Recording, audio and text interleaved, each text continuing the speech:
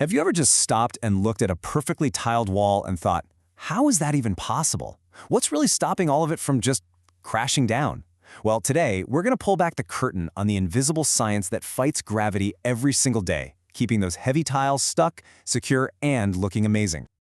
No, I'm serious. Think about it for a second. You've got this heavy, dense piece of ceramic, you've got a smooth wall, and gravity is always pulling down. So what's the secret? What's the magic holding it all together? Not just for a week, but for years, even inside a hot, steamy shower. I can tell you right now, it's not just some basic glue. It's way, way smarter than that. You see, getting tiles to stick to a wall is actually a huge challenge. It's a constant battle against some pretty powerful, totally invisible forces. Let's break down exactly what we're up against here. Okay, so a single tile has a surprising number of enemies. First, of course, there's gravity, just relentlessly pulling.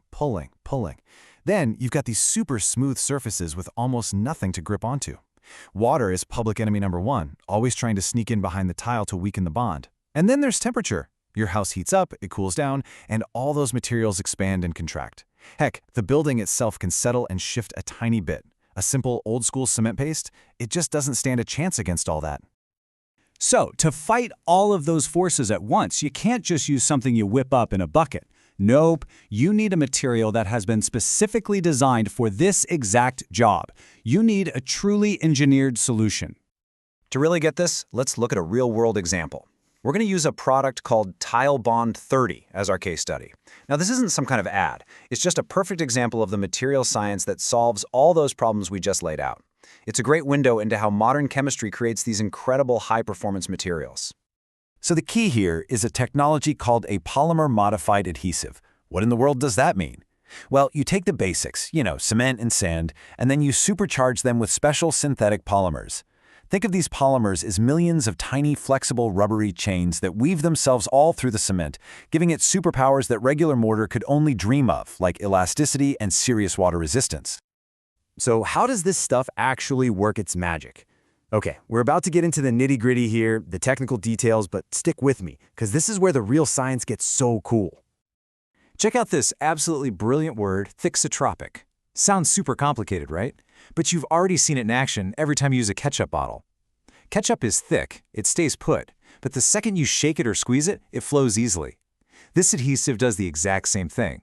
It's thick enough to hold a heavy tile on a wall without it sliding an inch, but it's still buttery smooth and easy to spread with a trowel. That one property right there, it's a total game changer. And when you put it side by side with old-school mortar, the difference is just night and day. Traditional mortar, it's brittle. It cracks when things move. A polymer adhesive is flexible, so it just moves with those tiny shifts from temperature changes. Mortar basically soaks up water. This stuff pushes it away.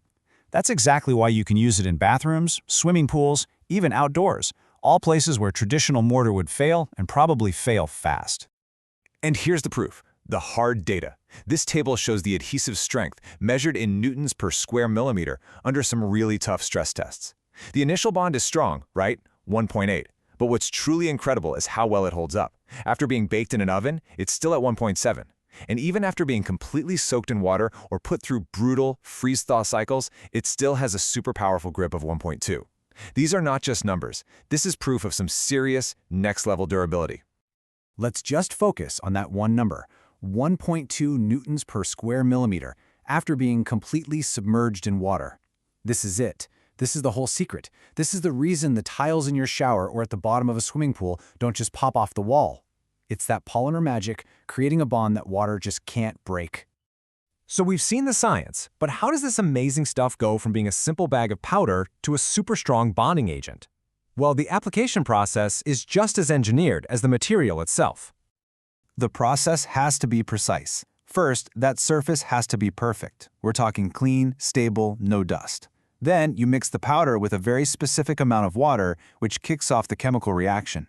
You spread it with a special notched trowel to make sure you get a perfectly even layer, and then you press the tile in. Every single one of these steps is designed to guarantee a perfect, permanent bond. And as soon as you add that water, the clock starts ticking. You have about 30 minutes of what's called open time. That's your window to get the adhesive on the wall before it starts to form a thin skin. You've got maybe 45 minutes to wiggle the tiles around and get them just right. And this timeline isn't random. It's all dictated by the speed of the chemical reactions happening inside that mix. as those polymers link up and the cement starts to cure. Okay, so we've looked at the problems, the science, and the process. But let's zoom out for a second. Why is a better tile adhesive actually important? Why does this matter in the grand scheme of things? It matters because this science prevents disasters. It stops water from creeping into your walls and causing thousands of dollars in damage. It makes sure a heavy slab of marble doesn't fall off the side of a building. And it gives architects the freedom to put beautiful, durable surfaces almost anywhere they can imagine. At the end of the day, this is about safety, it's about durability, and it's about the freedom to design the modern world that we live in. This chart really tells the whole story in one picture. You can see that initial strength is really high, but just look at how little that strength drops off even after you hit it with its worst enemies, water and extreme temperature swings. That little drop right there, that's the difference between a temporary fix and a permanent engineered bond that is truly built to last. So what this all comes down to is pretty simple. The next time you walk into a beautifully tiled bathroom, a modern kitchen, or even a subway station, you can take a second to appreciate the invisible science that's holding it all together. It's a perfect little example of how material science is quietly making our world safer, more durable, and honestly, a lot more beautiful. And that kind of leaves us with one last question to chew on. From the super strong glass in our phones to the advanced concrete in our bridges, what other invisible technologies are the unsung heroes holding our modern world together? Something to think about.